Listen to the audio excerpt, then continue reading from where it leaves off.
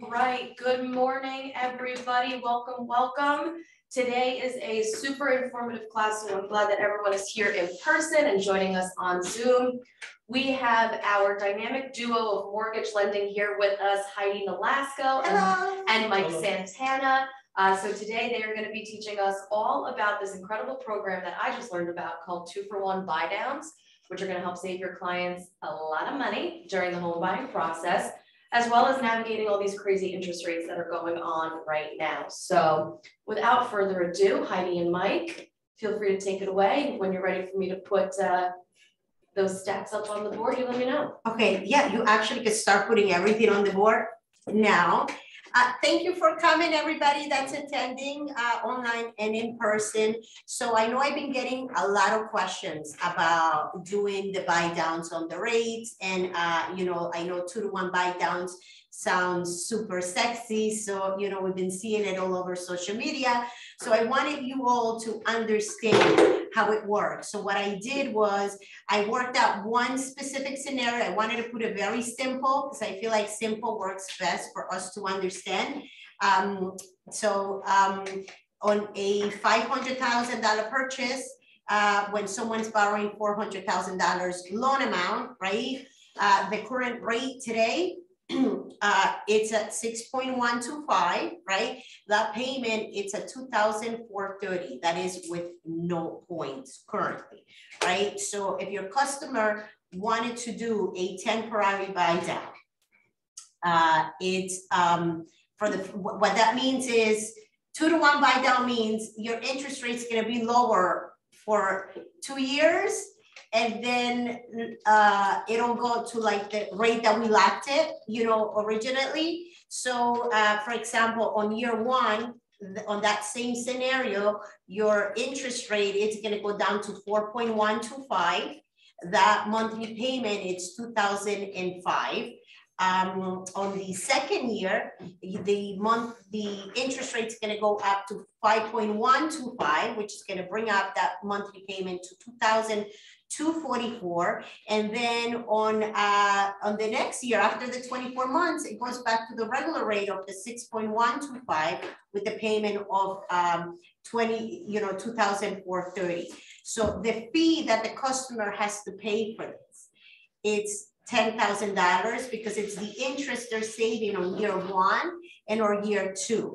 But I actually have a better solution for your customers. I mean, we do have this option for your customers, but sometimes the math only works for this 2-to-1 buy down if your customer maybe only was going to stay in that house for 1 or 2 years. Then it helps, you know, them to save for those 2 years. But the permanent buy down, it's actually even better than the temporary buy down. So for example, on that exact same scenario, if the customer pays 2 points to buy down the rate, they can buy down that 6.125 all the way down to the 5.5. That will make their monthly payment $2,271. Those savings are $159 a month, which if they're in that house for 30 years, they get to save $57,240, right? So you're gonna pay $8,000 to save $57,240, or you're gonna pay $10,000. Hold on, what is the savings on that, Mike? $7,337. So you get to say you pay $10,000 to save $7,300, or you pay $8,000 to end up saving $57,240 in the 30-year mortgage. So again, the temporary buy downs are awesome, and it works for a certain customer. It does not work for everybody. Okay, usually I give the customers their options, and the customer ultimately decides what works best for them, right? So any questions on this? I know I gave you a lot of information, but any questions on temporary buy downs or permanent buy downs? You go quick. If the fee $10,000, so then the client will save $7,300. Yes. So you can get that fee like with a seller's concession. A lot of times, what happens is people do it that way, where they raise the purchase price and then they give sellers credit back. So yeah, so the way we've been doing this is, you know, if the appraisal comes in higher, right? So for example, you had this $500,000 purchase we're talking about, and let's say our appraisal came in at 510,000, right? We can always go back to that seller and say, hey, seller, can we do a $510,000 purchase price and give the buyer $10,000 towards closing costs? So then we can apply those 10,000 towards buying down the rate. So the customer can decide, right?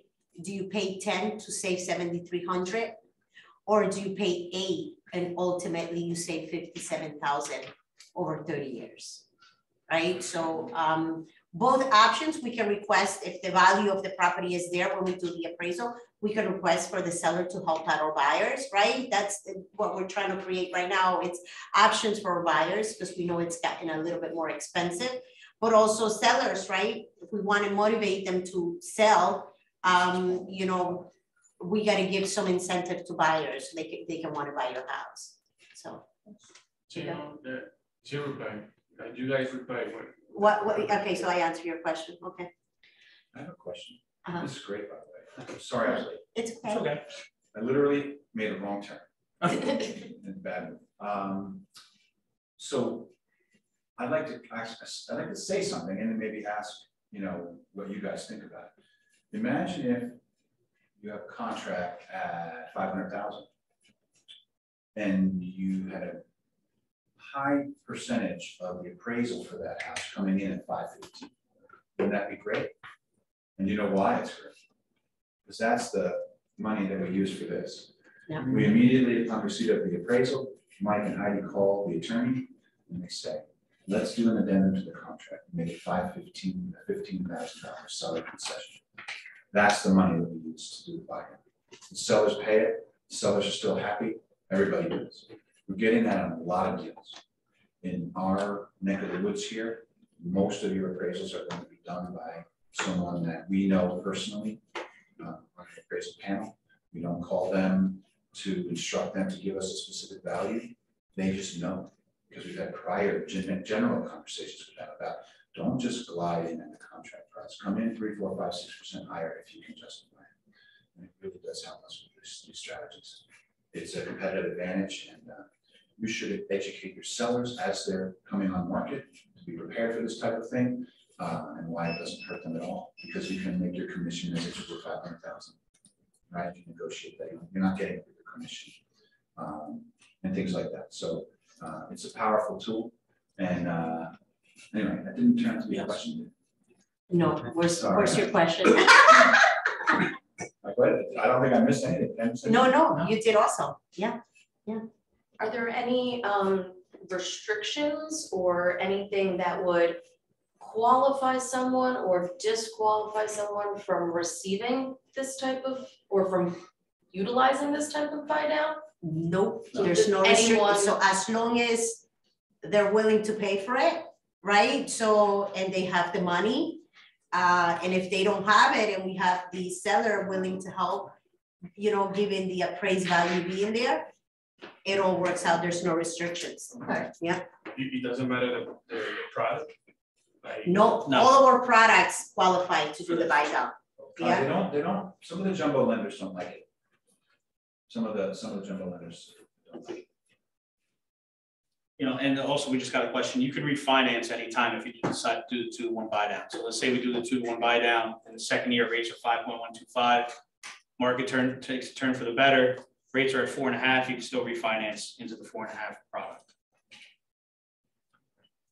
I had a call this morning from a client who wants to renovate his home, and he's going to utilize this type of manipulation in the other direction. Imagine if you were offered, what was the rate for this scenario, 6 and 8? Yeah. Yeah. So imagine if you were going to get 6.125 on the mortgage after we evaluate your application, but you're going to renovate your home, and it's going to be worth so much more after you're done.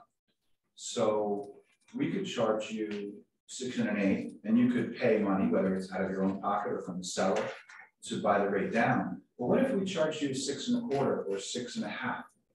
We're going to make, as a lender, more profit. If we promise to allocate all of that incremental profit to your closing costs, we can pay the closing costs, the lender can pay it.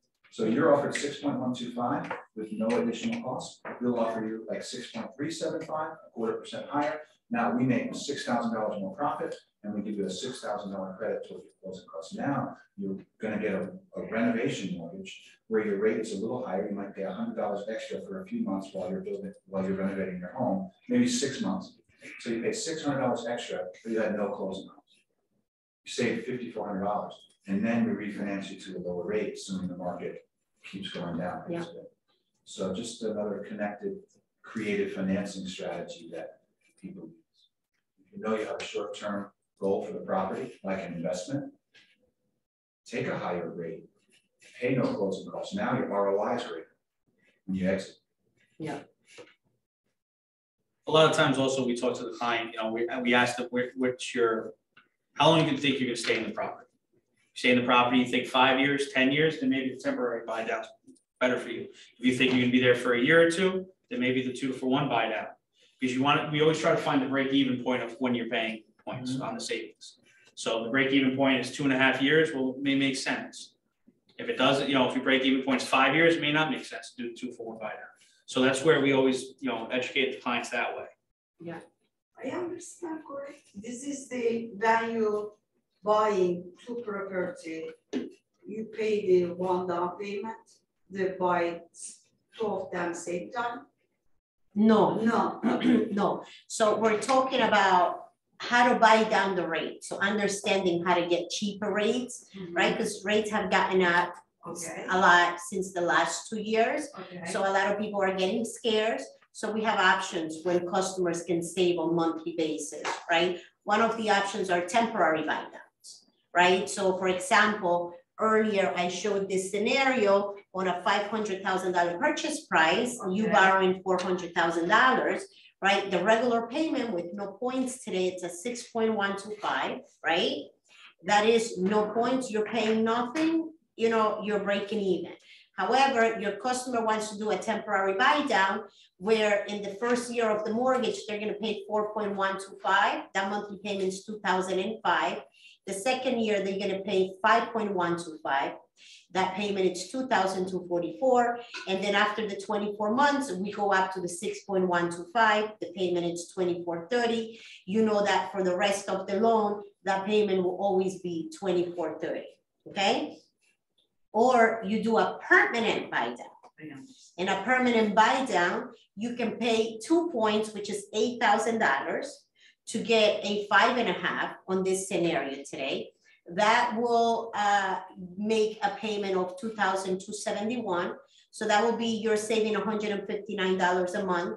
Over 30 years, you'll be saving $57,240. You know, this two of scenario, when you 24 months later, you say it's 125. Yeah, and if that time is the rate is the higher than the debt. Yeah, so that will be the highest it'll ever be. It will never go higher than the 6.125. Oh, okay. Yeah. Not going. So it's not an R. This is a temporary buy down. Oh, okay. Completely How different than an about R. rate is going to be 4 point? This be Well, refinancing? Any of these options, Yes, if the rates are lower, you can refinance at any point, okay, regardless of which option the customer okay. took. You have the option to refinance at any Okay. point. If To in get a the better future, interest rates are 4%, oh, yeah. you are going to have a hard time finding these folks because they're gonna be so busy refinancing Yeah, everybody yes. who bought a house this last year. It's like it was 2 years ago. Yeah. Yes. Everyone we ever met was Yeah. refinancing. Yeah. What you thinking myself, I am thinking many foreclosure waiting for the, the next year, not this year, future years. Yeah, And is affectable the market, what you thinking? Because the COVID, some people's getting, some of them richer and they mostly buy the house, and some of them, not paying the mortgage, and we are waiting this year or next year, you know, the 2024. Yeah, so I think you're trying to say, you know, is there What gonna be a the lot of market- houses coming market foreclosure? effect? What's What's the the mar- foreclosure affect the market? How will the foreclosures Because, you know, affect three the market? foreclosures, I looked at the, you know, you looking to, you know. So in order for foreclosures to happen, right, people have got to not be paying their mortgage. And the reality is, at least based on the information we're getting, you know, all the reports, people are still working, they still have jobs. People are not defaulting on their mortgage. During COVID was completely different. They didn't, you know, some companies closed down, Yes. but eventually they all opened up. I don't think there's any industry that's still closed due to COVID, other than the restaurants that failed and whatnot. You know, So I don't I- see I- a lot of foreclosures happening. I have a nephew, he's the computer business engineer. He's thinking to, you know, right now is many fires or they are closing something, you know, affectable. Yeah, so I think that maybe that's if we start seeing a lot of layoffs, people losing their jobs, it could initiate another wave of people not being able to afford homes, so they're gonna be forced to sell because you cannot buy the house. I have Yes. a couple of big picture thoughts that might speak to what you're talking about. One, the Federal Reserve, they are trying to keep inflation down, Yes, reduce I it. know. And then the steps they're taking by raising rates, short-term interest rates, not mortgage rates, they're not directly connected. Those steps are they're literally trying to hurt our economy. They want to hurt the economy so that prices go down. Okay. That's what they're trying to do. So if they hurt our economy and create layoffs and people losing their jobs, that might increase foreclosures. But maybe what you're referring to, I guess, is that since the pandemic, the government didn't say no more foreclosures. There are very few, there are some, but there's literally almost a moratorium on foreclosures, and they've extended its strength. So there may be, even though we're not adding to the pile with the economy's not bad, so we're not really adding a lot of foreclosures to it. But that backlog of foreclosure, of homes that would be in foreclosure, that may, if the government takes away the controls, maybe there'll be a little bit of a boom in the foreclosure sales. If that does happen, when that does happen, yeah, it's good opportunities, I think, for people. Whoever has Because I cash am is king. waiting to next, you know, for the work time. They are, you know, right now is myself. They keep extending it, so at Yes. some point they'll stop extending it, stop protecting those homeowners. And then they'll be subject to, you know, the banks going after those homes to get their money back. When that happens, you probably have more parents come and the foreclosures. It should happen, I don't know when. We have Democrats in charge, they typically historically would protect the people, more so than the Republican administration. So while Biden's president, we're probably gonna see that continue. Who knows about the next election, but that's just me. I'm putting 2 and 2 together and coming up with 10. I really don't know. Yeah, Myself, I'm thinking, you know, when the Trump comings, for the real estate business, new homes more, and when the next election, if the same scenario myself, more foreclosure, more new home, myself. Yeah. I'm thinking. It's a great business model to have, and it probably will be exactly what you envision. It's coming, it's just we don't know when. What we're talking about here is, you know, creative financing Okay, and I ways to help. understand. It's good, you know, Okay, when people- So I have a question.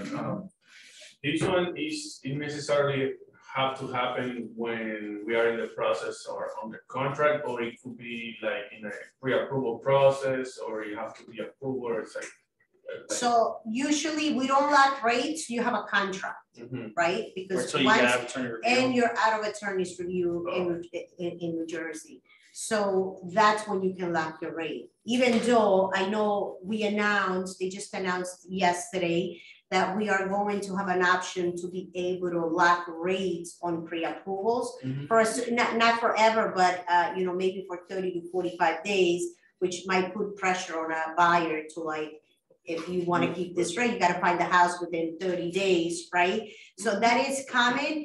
They announced it. It's not fully rolled out, so I don't know the specifics just yet. but I know they're looking into allowing people to flat rate while they're shopping for a home and not wait till they actually find a contract. But as of right now, you have to have a contract, because that's really when you know how long we need to lock it for, right? So if you have a seller that it's gotta sell, it's gotta buy and sell at the same time, that seller might need time to find another house. So that contract might come in with like a 90-day closing date, right? So then that customer might need a 90-day rate lock, right? So when we lock a rate, we can lock for as little as 15 days and as long as 90 days. So, you know, we don't know how long we need to lock for till you actually have a contract. You know, some contracts come in and they want to close within 30 days. So then we know we can, you know, lock you for 30 days. So it all depends on that contract.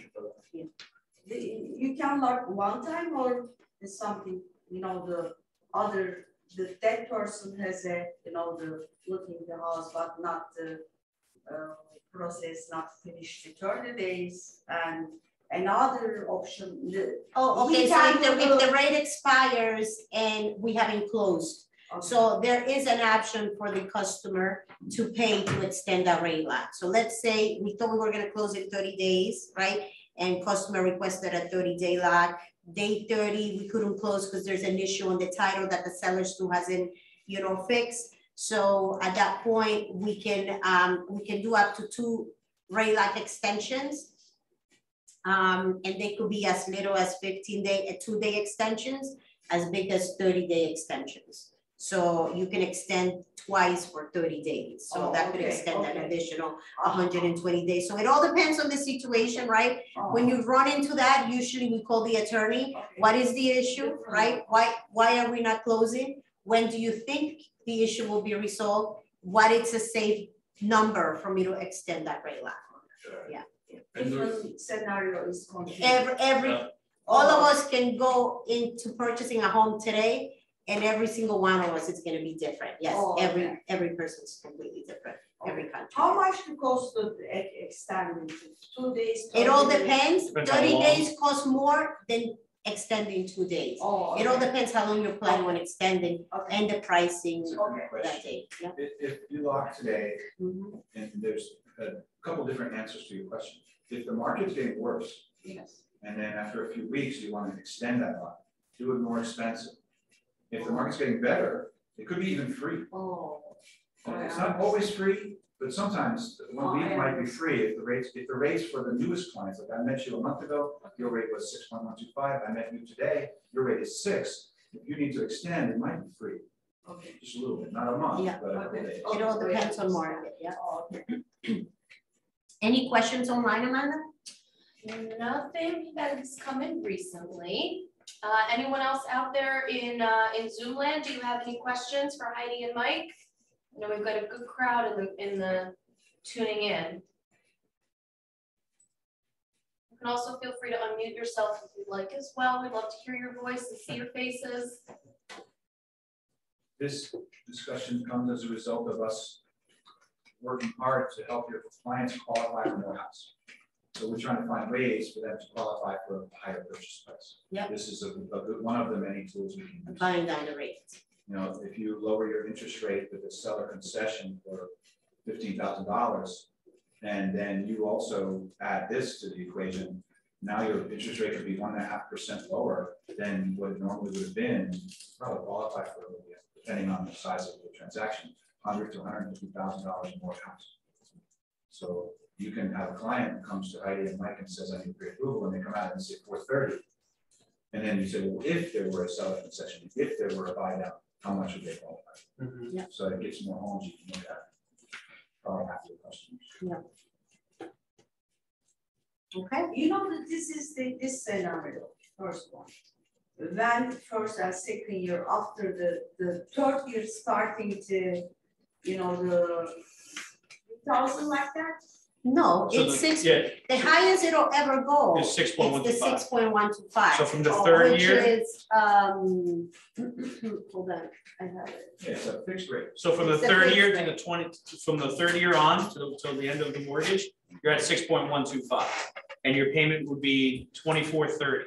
So it can never go higher than that. So if rates go to 10, your rate is still 6.125. If rates drop to 4, then you're gonna end up refinancing To get out. to get out of the 6.125.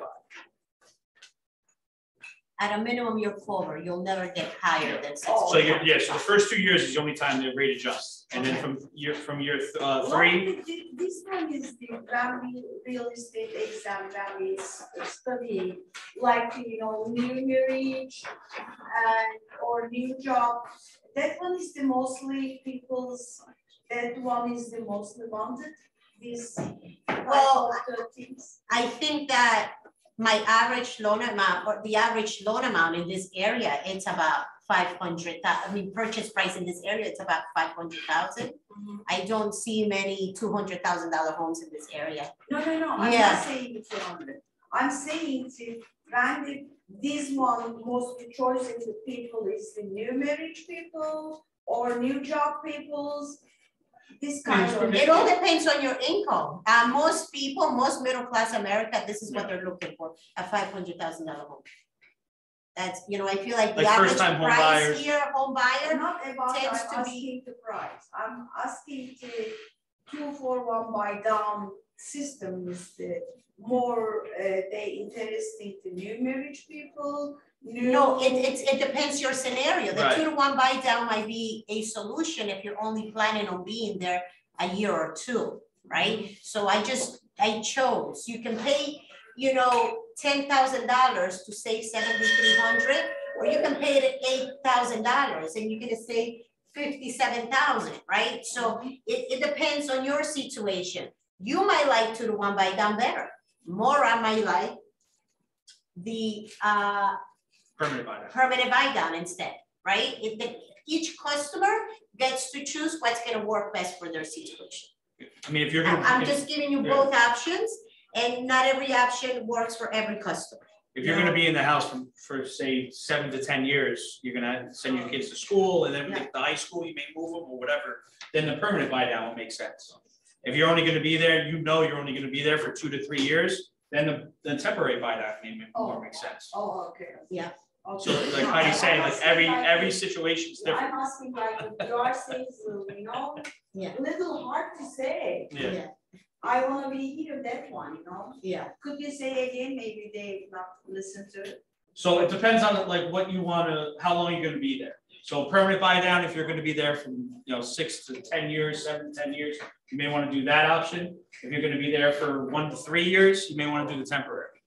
So it's just, like you said, like Heidi's been saying, it's whatever fits your plan. Yes. And that's where we work off of. We ask you what your plan is Okay. and your buyer's your plan. This is very good, This is important message.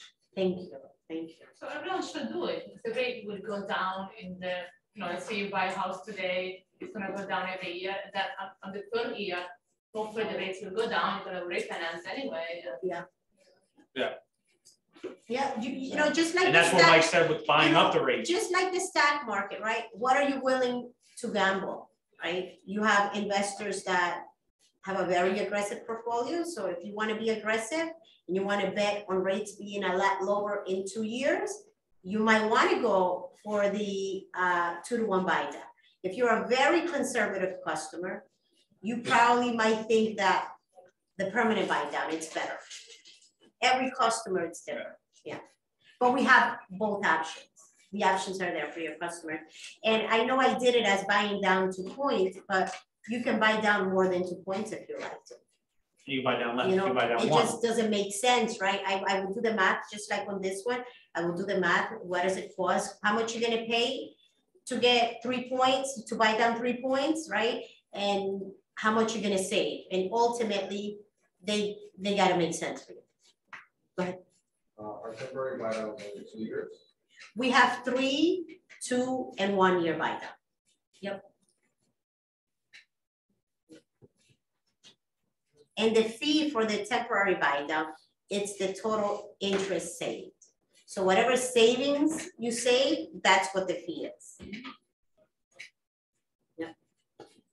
All right, well, if we don't have any more questions, thank you guys for coming. Thank you for your time. And thank you for your time. And if you have any suggestions, Amanda, can you share the information for them to get in touch with us. Absolutely. Let us know if there's any class you have really interested, that you're eager to learn, something you feel that's gonna help you. If I haven't come up with the subject to teach you that class, please feel free to do a suggestion on the WhatsApp chat. Any, call me on my cell phone and tell me, Heidi, I need to learn about this, and we will put a class together for you. I have a question. What have to be good know your subjects from, they have to know? Really, you don't have to know much about your subject. What you have to know is to refer us. Put us in touch with your customers. Okay. Your customer has a mortgage question, you say, I have a person for that. You call Mike, you call me, we speak to them. And if they don't want to do over the phone, we'll do in-person consultations. I had plenty of customers come visit me here at Rutherford, and I will answer their questions. So, you should be good at putting us in touch. Like when it comes to figuring out taxes, I never assume. I actually always will call the realtor and say, listen, your customer wants to buy in Clifton. What taxes should I use? I'm not an expert. I'm not a realtor. You are. I will call you. I will let you tell me that. So, same thing. Let us talk to your customer, because we would have the answer, because you might think that's the answer for that customer. Every customer situation is different. Yeah, So that's why. I know that. Yeah. I know you had a question.